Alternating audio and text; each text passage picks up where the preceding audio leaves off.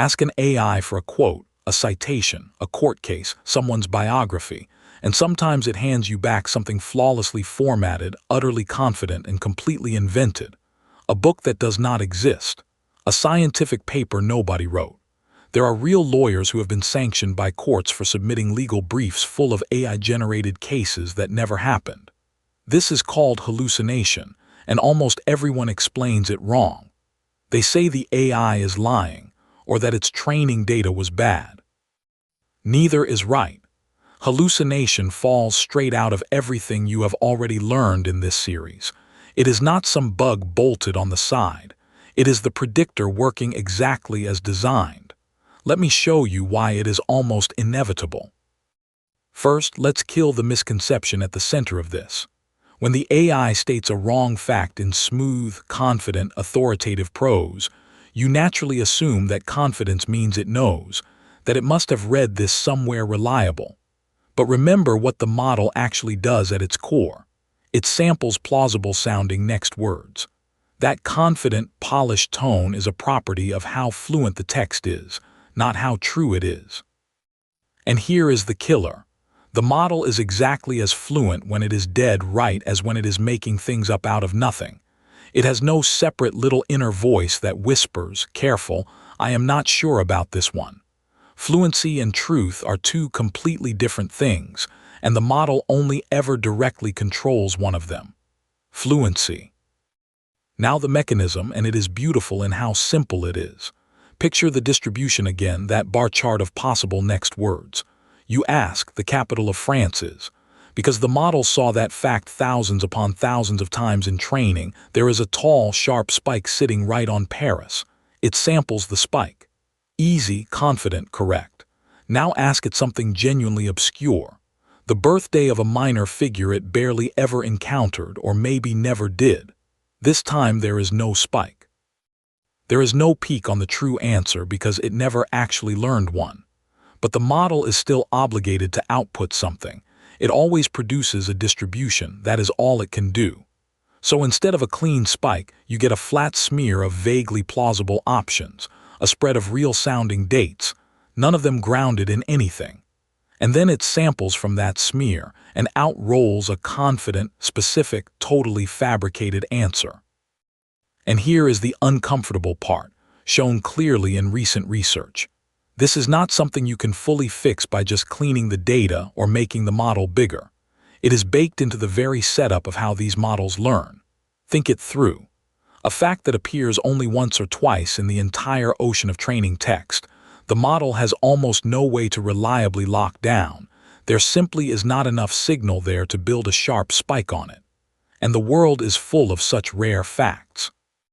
So across that vast universe of things seen only once, some rate of confident error is essentially guaranteed. It is a statistical floor, a mathematical lower bound, not a sloppy mistake waiting to be patched. You cannot manufacture a spike for a fact the model never properly saw.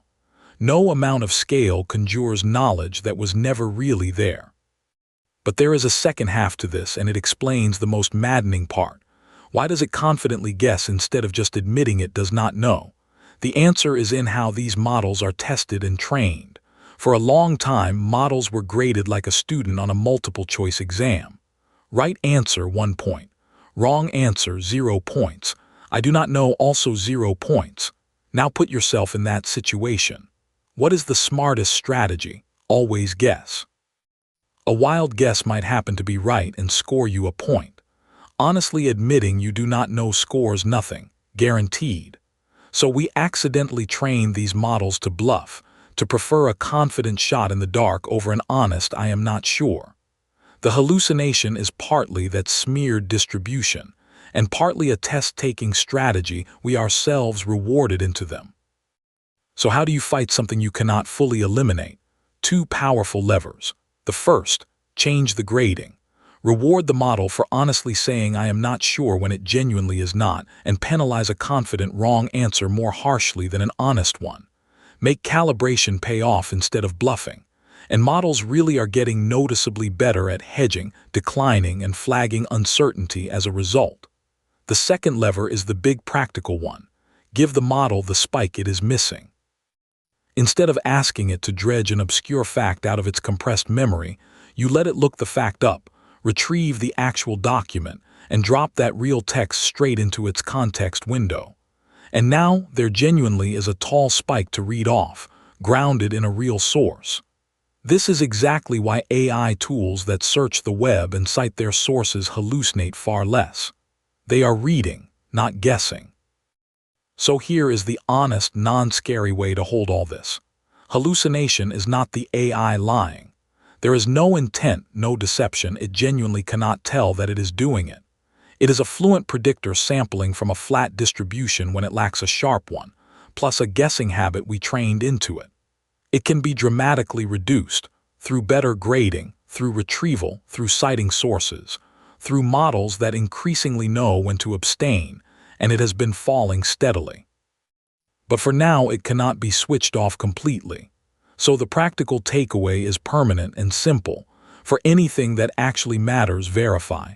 Treat a confident AI answer about a specific fact as a strong first draft to check, not a citation to trust. The machine's job is fluency. Truth is still partly your job. So hallucination is not a mysterious glitch in the machine. A fact it knows well has a spike it can sample. A fact it does not know has only a flat smear, and the very same sampler draws from that smear just as confidently, because fluency was never the same thing as truth, and because we accidentally rewarded guessing over honesty. The cure is not to make it stop lying. It is to ground it in real sources, and to reward it for knowing the edges of what it knows. And that points us at something practical and powerful. If the answer you get depends so heavily on how you aim this predictor, on what you put in its context, on which part of the distribution you steer it toward, then the way you ask is a genuine lever. Most people use AI like a search box. There is a far better way. Next, prompting done properly.